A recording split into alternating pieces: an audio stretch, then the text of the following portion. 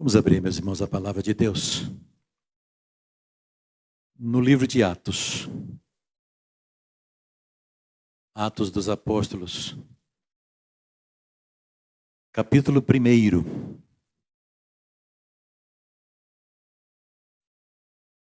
E queremos ler do verso 6 ao verso 11.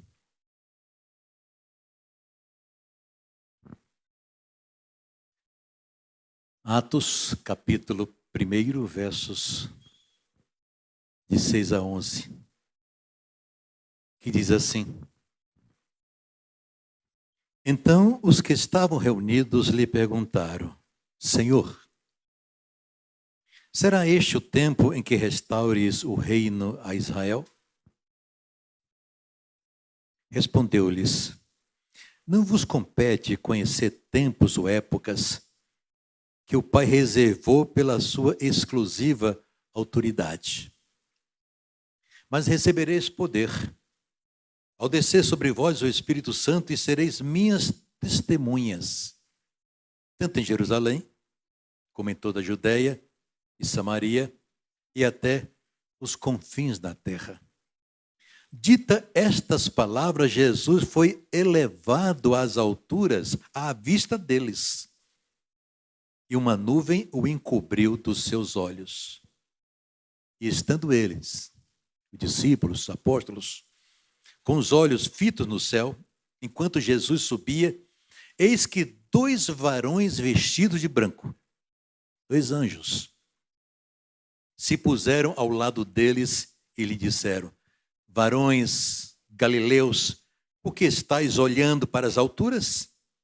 Esse Jesus que dentre vós foi assunto ao céu, virá do modo como o vistes subir. Que Deus coloque, meus irmãos, em nosso coração a sua palavra. Meus queridos irmãos e amigos, irmãos que estão em casa nos acompanhando, nós temos algumas verdades na palavra de Deus, algumas doutrinas que precisamos conhecer. São doutrinas, são ensinos preciosos que fazem toda a diferença em nossa vida como crentes em Jesus Cristo. São assuntos necessários à fé cristã. Por exemplo, o nascimento de Jesus. Jesus foi concebido pelo Espírito Santo, nascido, portanto, de uma virgem. É uma doutrina, é um ensinamento precioso. Se não acreditamos nisso, não podemos acreditar, então, que Jesus é o Filho de Deus, concebido pelo Espírito Santo. A Bíblia fala sobre a santificação. Chega a dizer que sem a santificação, ninguém verá o Senhor.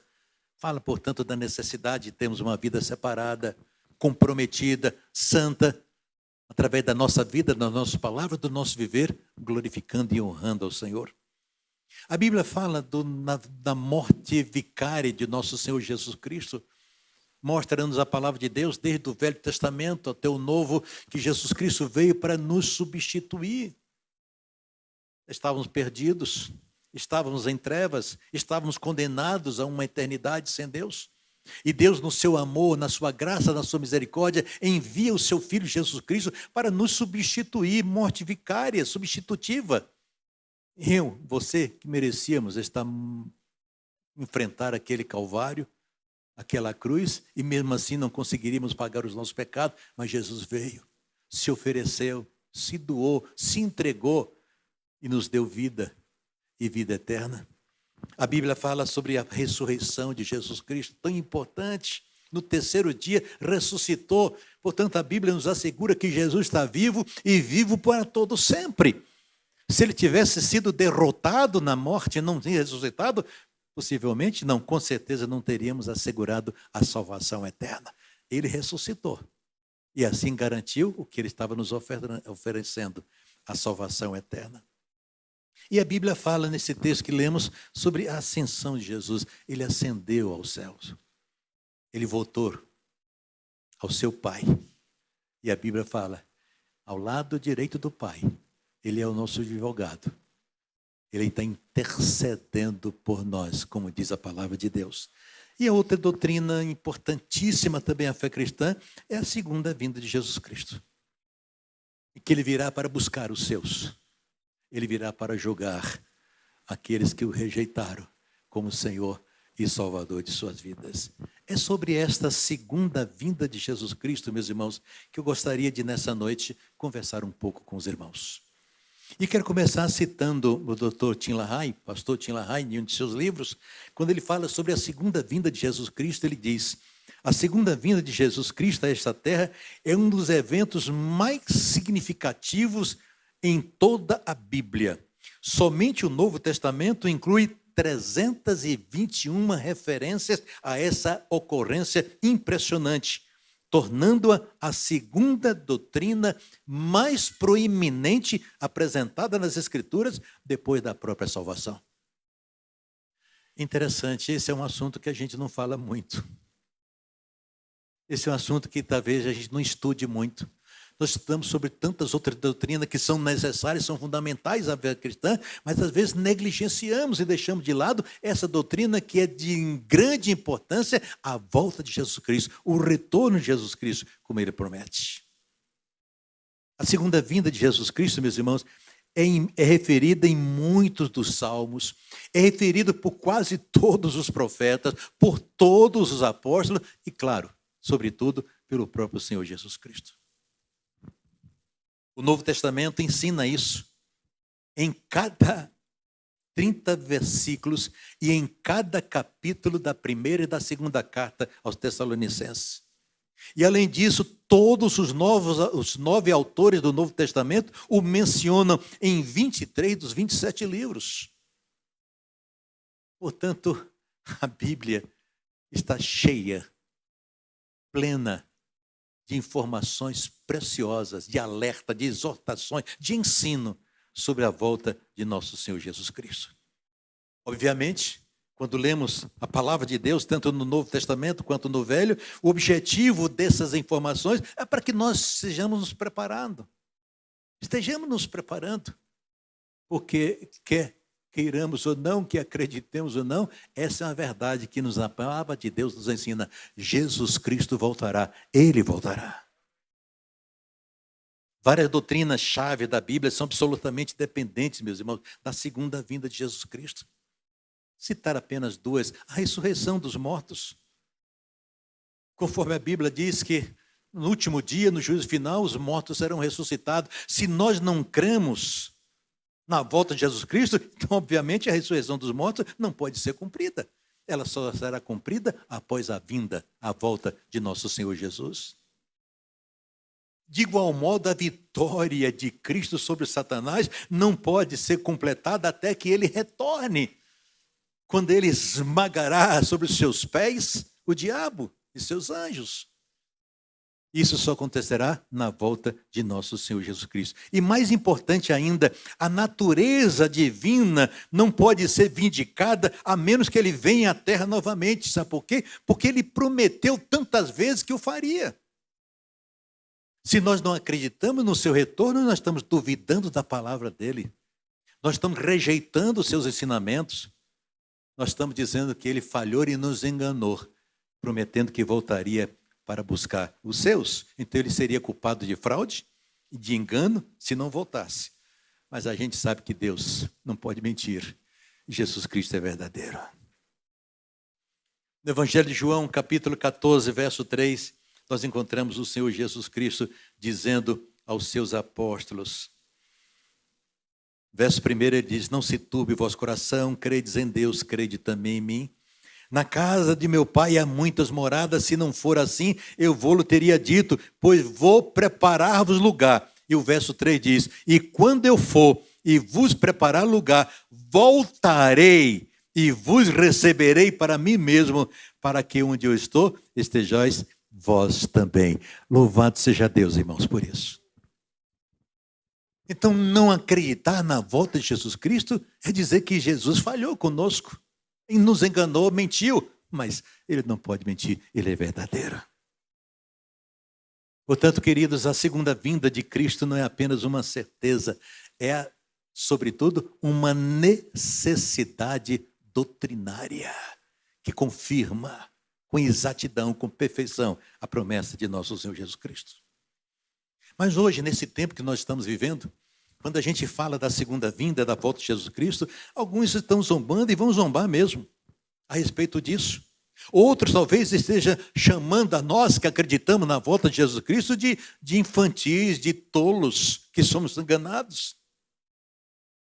E ao redor de nós encontramos muitas pessoas insensíveis e, pasme, talvez alguns até crentes, vivendo como se ele não voltasse. Aí nos lembramos do que diz Mateus capítulo 24, verso 38, que Jesus Cristo alerta dizendo: porquanto, assim como nos dias anteriores ao dilúvio, comiam, bebiam, casavam e davam-se em casamento, até o dia em que Noé entrou na arca. Então Jesus usa a história do passado, o exemplo do passado, para dizer que próximo ao seu retorno vai acontecer exatamente o que aconteceu nos dias de Noé. Quantos anos Noé esteve lá construindo a sua arca, sendo ridicularizado, sendo zombado, chamado de tolo, de louco. Imagino que tantas outras coisas foram ditas a respeito de Noé. Não havia chuva naquele tempo. Como é que Noé estava construindo uma arca gigantesca, dizendo que haveria uma inundação, que a chuva viria sobre a terra e iria inundar todas as coisas? Ninguém acreditava. Comiam, bebiam, casavam e davam-se em casamento até o dia. E no dia que chegou, que a arca foi trancada por fora pelo próprio Deus, imagina o desespero. As pessoas gritando, desesperadas, querendo entrar, mas a oportunidade fora passada. E assim diz Jesus Cristo. Por isso, meus irmãos, quando nós falamos sobre a volta de Jesus Cristo, quando lemos sobre a volta de Jesus Cristo, quando temos estas exortações da palavra de Deus, que nos assegura que Ele voltará, nós precisamos estar prontos. Aí eu me lembro de uma historinha que li há algum tempo atrás, uma garota retornando para casa depois do culto com a sua mãe, em que naquele dia, naquele culto foi pregado, o pastor falou sobre a volta de Cristo. Aquela criança conversando com a sua mãe, chegando em casa, perguntou: mãe, você acredita mesmo que Jesus vai voltar? E a mãe respondeu: sim, minha filha. Mãe, ele poderia vir esta semana? E a mãe: sim, minha filha, pode vir essa semana. Ô mãe, ele pode vir hoje? E a mãe novamente: sim, ele pode vir hoje. Mãe, ele poderia vir na próxima hora? E a mãe novamente: sim, pode vir na próxima hora. Ô mãe, será que ele pode vir dentro de alguns minutos? E a mãe: sim, querida, ele pode vir de alguns minutos. Então a menina se vira para a mãe e disse: mamãe, penteia meu cabelo. E a mãe perguntou: por quê? Porque eu quero estar preparada.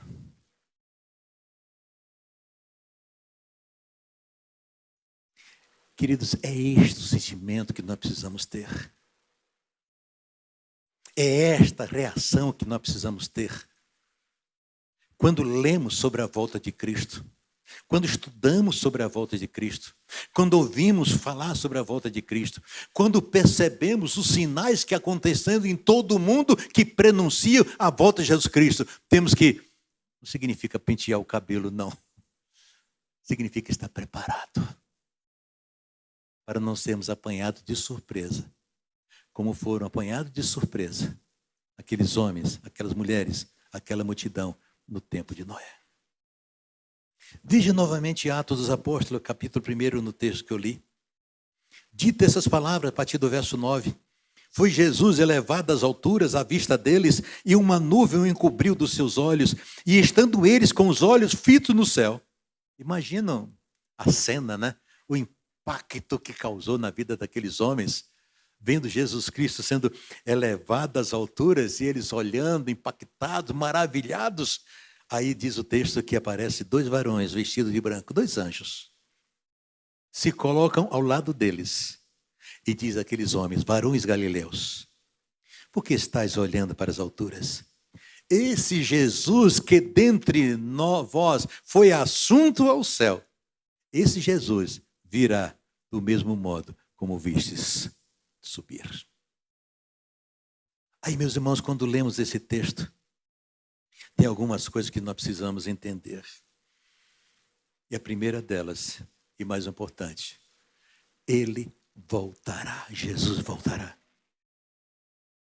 Enquanto estavam observando os discípulos, aqueles homens, aqueles anjos aparecem e de maneira tão clara, tão contundente, tão forte, diz: vocês estão vendo ele subir? Pois saiba que ele vai voltar do mesmo volta. Ele voltará, Jesus voltará. E aí Jesus, lá no capítulo 14, verso 3 que eu li, de João, ele prometeu: se eu for, vou preparar lugar. Virei outra vez para vos receber, porque onde estiver, estejais vós também. Até aquele tempo, meus irmãos, era muito comum entre os judeus a crença de que o Messias viria apenas uma vez. Aguardavam a vinda do Messias. Aguardavam a vinda de um Messias vitorioso, forte, guerreiro.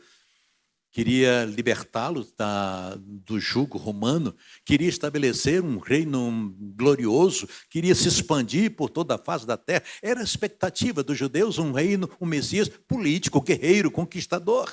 E por isso rejeitaram Jesus Cristo, porque veio de forma tão simples, humilde, nascido na pequena Belém, posteriormente vivendo na desprezada Galileia, e depois se apresenta junto com pescadores rudes, humildes, simples, entra em Jerusalém montado em um jumentinho. Não poderiam entender, não poderiam aceitar.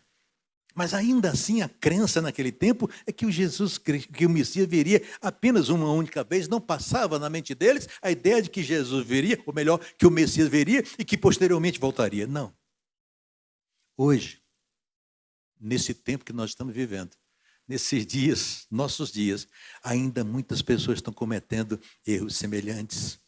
Mas agora de forma oposta, pois penso que Jesus Cristo veio apenas uma vez e que não retornará. Mas aí nós ficamos a perguntar: como é que alguém pode crer na Bíblia e não acreditar nas diversas profecias e promessas que encontramos no Velho Testamento, no Novo Testamento e nas palavras do próprio Senhor Jesus Cristo dizendo que voltará? O próprio Jesus prometeu: voltarei a vós. Mas no momento, meus irmãos, do seu retorno, infelizmente a maioria das pessoas estará sendo enganada, confusa, porque rejeitou o ensinamento e as profecias encontradas na palavra de Deus. Aí eu paro para dizer a você, para me dirigir a você, meu irmão, minha irmã, você que está em casa também. Eu espero que isso não aconteça com você. Eu espero que isso não aconteça com você. Que você não esteja acreditando confiantemente de que Jesus voltará. Meus irmãos, a gloriosa promessa da segunda vinda de Cristo é a maior esperança da igreja nesse tempo. Tito, capítulo 2, verso 3, chama a volta de Jesus Cristo de a bem-aventurada esperança. Porque quando nós olhamos para o mundo que nós estamos vivendo, nesse momento que nós estamos vivendo, é só tristeza, é só dor, é só lágrima, é só sofrimento, é só violência. Não há perspectiva de melhora, não há esperança de um mundo melhor. Recentemente preguei desse púlpito dizendo que é simplesmente impossível que haja paz no mundo. Porque o problema não está no término de uma guerra, de uma mudança política, de uma nova ordem política mundial. O problema está no interior, está no coração do homem. E essa é a mudança no coração do homem, só Jesus Cristo pode fazer. Portanto, não são os governos, os políticos, os poderosos. Só Jesus Cristo pode transformar a vida e o coração. Então, quando a gente olha o mundo desse jeito, que esperança? Aí temos que olhar para o alto e renovar a nossa esperança, que um dia Jesus Cristo virá para buscar a sua igreja e com ele estaremos por toda a eternidade. O propósito de Jesus Cristo, meus irmãos, já está falando a respeito do seu retorno, foi mostrar que a cruz era apenas uma parte do plano de Deus para a redenção da humanidade. O final de tudo não foi a cruz. O final ainda vai acontecer. O melhor está para acontecer quando estaremos com o Senhor eternamente. Tudo tudo conforme o propósito divino, até que ele volte uma segunda vez. Agora não mais para sofrer, mas para levar à glória o povo que ele resgatou, que perdoou e salvou. Louvado seja o Senhor.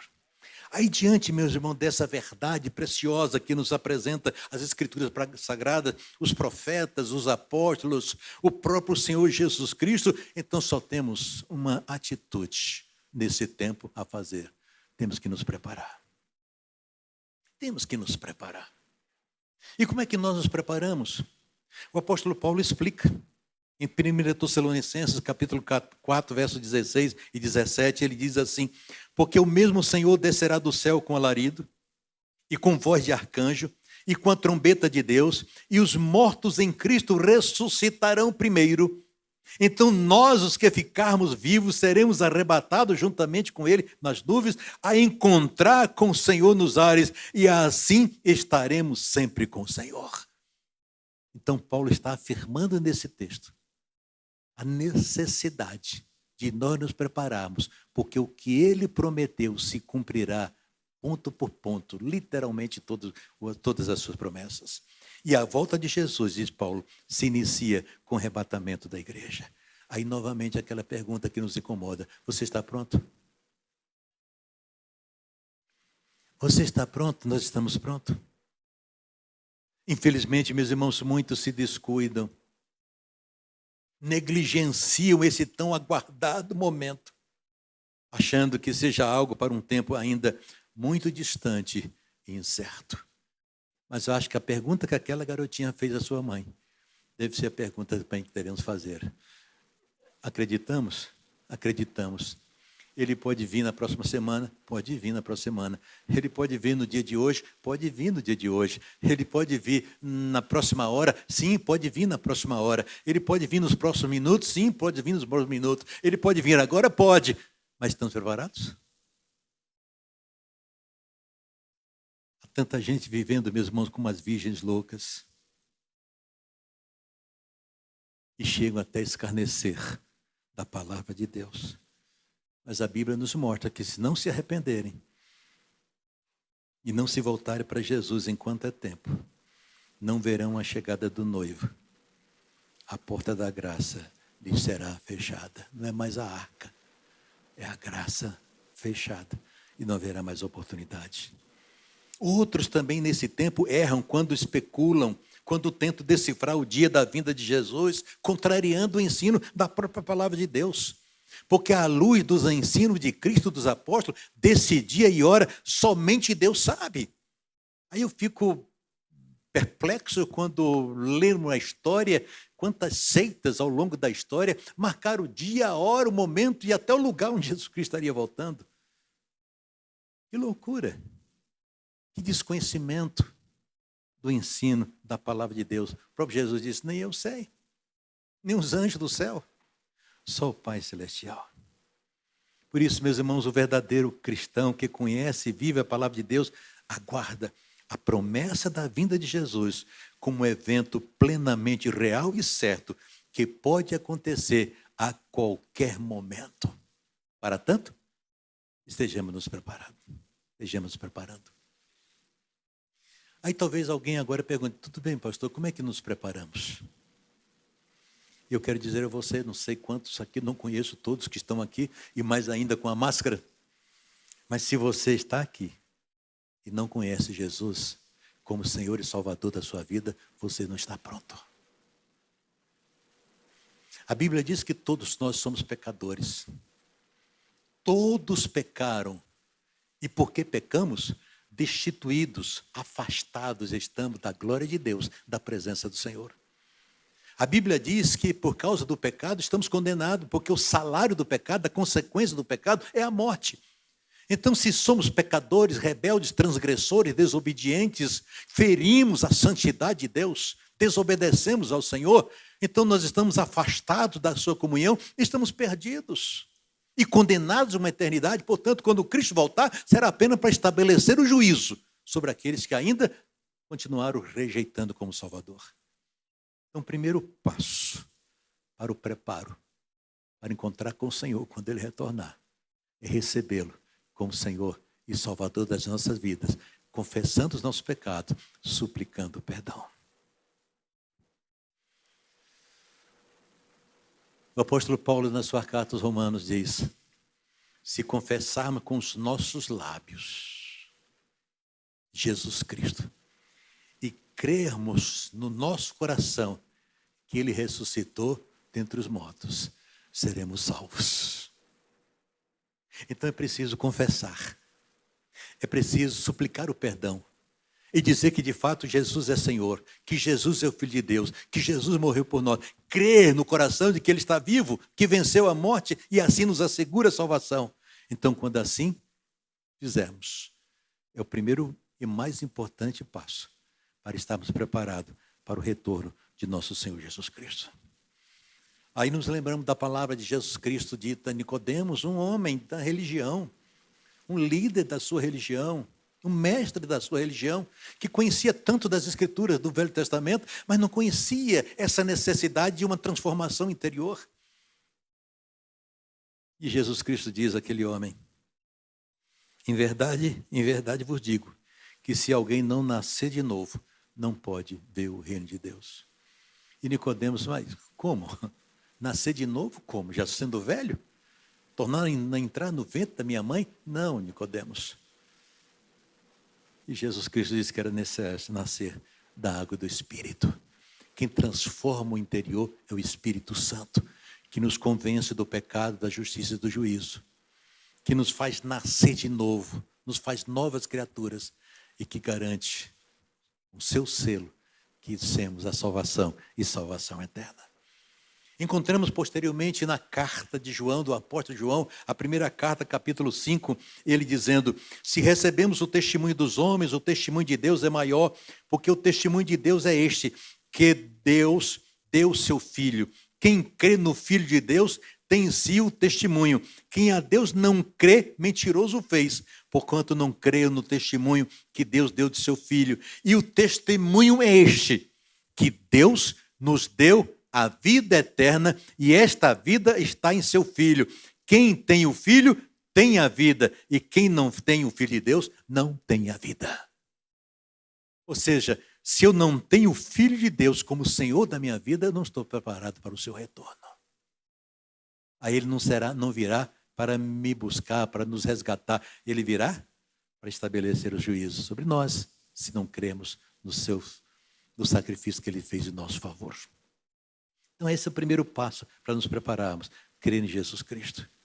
Segundo, deixemos que a Bíblia fale sobre isso. Lá em Tito, capítulo 2, verso 11 e 14. Porquanto a graça de Deus se manifestou salvadora a todos os homens, educando-nos para que, renegadas a impiedade e as paixões mundanas, vivamos no presente século, sensata, justa e piedosamente, aguardando a bendita esperança e a manifestação da glória do nosso grande Deus e Salvador Cristo Jesus, o qual a si mesmo se deu por nós, a fim de remir-nos de toda iniquidade e purificar para si mesmo um povo exclusivamente seu, zeloso de boas obras. Então, segunda atitude que demonstra que de fato estamos aguardando a vinda de Jesus Cristo, o seu retorno, é uma vida, meus irmãos, de obediência, de santidade, comprometida com os princípios e os valores da fé cristã, comprometida com o Senhor Jesus Cristo. Aí, novamente, eu cito: sem a santificação, ninguém verá o Senhor. É crer em Jesus Cristo e viver uma vida santa, como diz o texto, aguardando a bendita esperança. A qualquer momento, a qualquer instante, Ele voltará e Ele nos me levará para estar com Ele por toda a eternidade.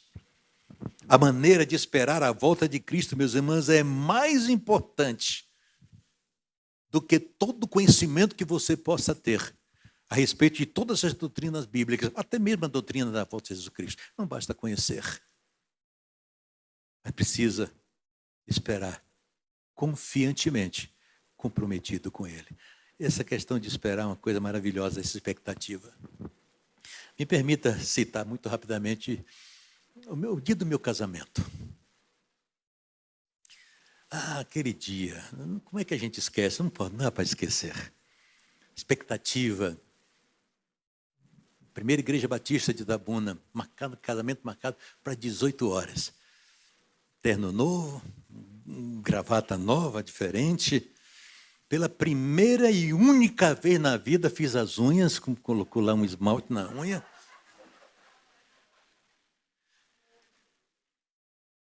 E o que eu vou contar agora, eu acho que não vai ser surpresa para muita gente. O casamento estava marcado para 6 horas. 5 horas da tarde eu estava na igreja. Fechada a igreja. Tive que esperar o zelador chegar para abrir a igreja. Mas era grande a minha expectativa. Naquele momento, às 18 horas, quando eu receberia ali no altar, naquela igreja, a minha noiva. Linda, linda, chegando. E eu lá esperando ela chegar. Ah, que momento. É essa expectativa, meus irmãos, que nós devemos ter em relação à volta de Jesus Cristo. A igreja é a noiva de Cristo. Jesus é o noivo. Ele aguarda que nos apresentemos de maneira linda, gloriosa, santa, pura. Essa é a expectativa de nós como igreja, a expectativa de cada crente. Aguardar com alegria, por isso que o texto diz em Tito, é bendita a esperança. É por isso que o texto de Apocalipse diz Maranata, que significa ora vem, Senhor. Mas para tanto precisamos estar preparados. Eu estava lá com meu terno novo, estava com a minha gravata nova, até com unha feita. Mas nós precisamos aguardar com essa expectativa, com essa alegria, com esse desejo, com essa esperança do retorno de nosso Senhor Jesus Cristo. Concluo contando uma outra história. Li recentemente uma palavra que foi escrita na biografia do pastor, do saudoso pastor Billy Graham. Billy Graham foi um homem de Deus. Milhares e milhares e milhares de pessoas aceitaram Jesus Cristo pela instrumentalidade do pastor Billy Graham, pregador do evangelho, evangelista. E Billy Graham era conhecido como o pastor dos presidentes. Durante toda a sua vida ministerial, todos os presidentes dos Estados Unidos estavam sempre buscando Billy Graham para se aconselhar com ele. E Billy Graham conta um momento que foi especial e ao mesmo triste na vida dele. Quando ele foi convidado pelo então presidente John Kennedy para um café da manhã. E ele disse que naquela oportunidade teve vontade de compartilhar com Kennedy sobre a volta de Jesus Cristo. Mas quando ele começou a conversa com Kennedy, Kennedy desconversou, colocou uma outra conversa no meio e disse a ele, não, depois sim, outra ocasião, a gente conversa sobre isso. E algum tempo depois veio uma outra ocasião que estiveram novamente juntos, onde Billy Graham fez uma palestra, num dia nacional de ação de graças, e o Kennedy também deu uma palavra. E terminada a reunião, os dois saíram, e Kennedy então convidou o Billy Graham e disse, acompanha, vem comigo, que eu estou precisando dar continuidade a uma conversa. Mas Billy Graham disse que naquele dia eu estava gripado, estava com febre, estava com dor de cabeça, e eu então me desculpei com o presidente. Presidente, desculpa, eu não estou bem, estou com febre, estou febril, estou com dificuldade. Outro dia a gente conversa sobre isso. Billy Graham então se despediu do presidente e foi embora. Só que alguns dias depois, algum tempo depois, breve, houve o assassinato de John Kennedy.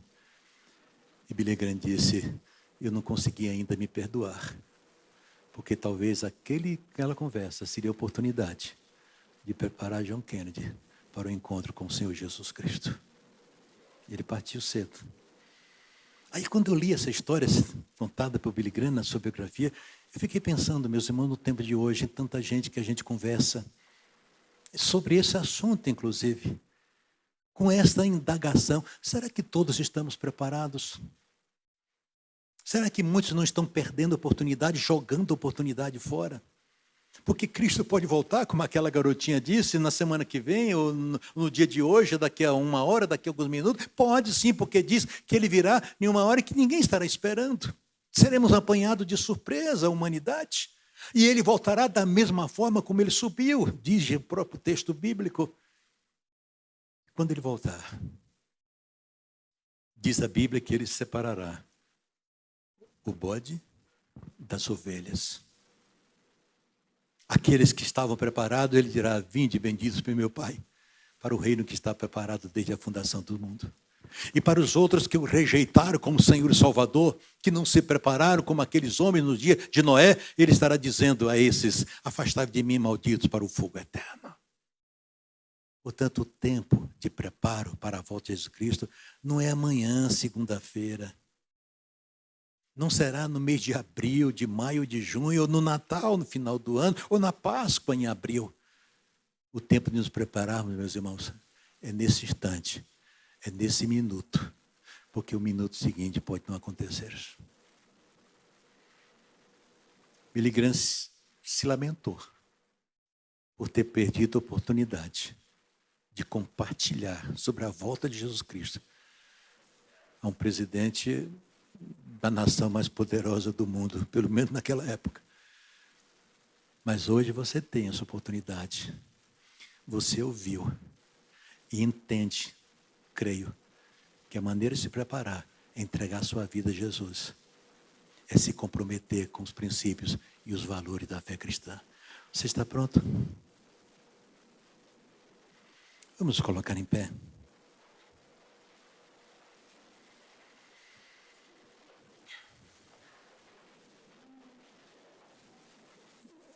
Recém-convertido, lá no ano de 1968, houve uma semana na igreja que eu era membro, que eu me converti e batizei. Houve uma semana de estudo sobre escatologia, estudo das últimas coisas. O pastor que pregou naquela ocasião, que dirigiu o estudo, o pastor Brígido Portela, já na glória, ele era um pouco místico. Ele fez todos os estudos, todo vestido de preto, com uma capa diferente. Impressionava só a figura dele. E um dos estudos que ele fez, não sei se foi o último, não me lembro exatamente, em que ele falava que a trombeta soará. E ele combinou com um músico lá, com um trompetista, que quando ele falasse que a trombeta soará, aquele músico lá atrás tocaria. E quando ele fez isso, a trombeta foi tocada. O que teve de gente se levantando para correr. Eu acho que quando a Cristo voltar e anunciar que a trombeta soará, e observar para o céu e ver Jesus, eu acho que tem muita gente que vai se apavorar, que vai chorar, que vai lamentar, mas aí será tarde demais. Portanto, meu amigo, você que aqui está, se você não aceitou Jesus, não saia daqui sem tomar essa decisão. E você, meu irmão, que tem até sido até agora negligenciado esse assunto de tão grande importância, você precisa tomar essa decisão de esperar cada minuto, como se ele estivesse voltando exatamente naquele minuto. Nós queremos orar. Se há porventura, e não vou insistir nesse apelo, porventura alguém que queira dizer: pastor, ore por mim. Eu quero confessar com os meus lábios e crer no meu coração que Jesus é Senhor e Salvador da minha vida. Eu quero Jesus na minha vida. Há alguém que queira tomar essa decisão? Levante a sua mão. Deus te abençoe, querido. Alguém que quer tomar essa decisão? Pastor, ore por mim. Eu quero Jesus. Eu quero Jesus. Alguém mais? E você, meu irmão? Talvez esteja afastado, talvez esteja negligenciando esse retorno e queira dizer: pastor, ore por mim. Eu vou levar mais a sério esse meu relacionamento com Jesus. Eu não quero ser apanhado de surpresa. Você quer que eu ore por você? Também levante a sua mão de igual modo e nós vamos orar. Deus abençoe, Deus abençoe. Deus o abençoe. Deus o abençoe. Deus o abençoe. Pai Santo, são muitas as mãos levantadas nesse momento, Pai Santo. De pessoas que querem afirmar que creem em Jesus Cristo como Senhor e Salvador de suas vidas, Pai. E muitos outros que querem afirmar que levarão a sério esse relacionamento contigo, que não querem ser apanhados de surpresa. Pedimos, ó Deus, que o Espírito Santo do Senhor fale a esses corações, confirmando esses corações. a paz de Jesus, o perdão de Jesus, a salvação de Jesus Cristo. E se há porventura, Pai Santo, mais pessoas nesse santuário que ainda não estão preparadas, nós clamamos ao Senhor em nome de Jesus Cristo, que o Espírito Santo as convença do pecado, da justiça e do juízo, para que eles estejam preparados e não se decepcionem, não se frustrem e não partam para uma condenação eterna, Pai Santo, quando do retorno de Jesus. Clamamos por Tua misericórdia, Pai, em nome do Senhor Jesus. Amém.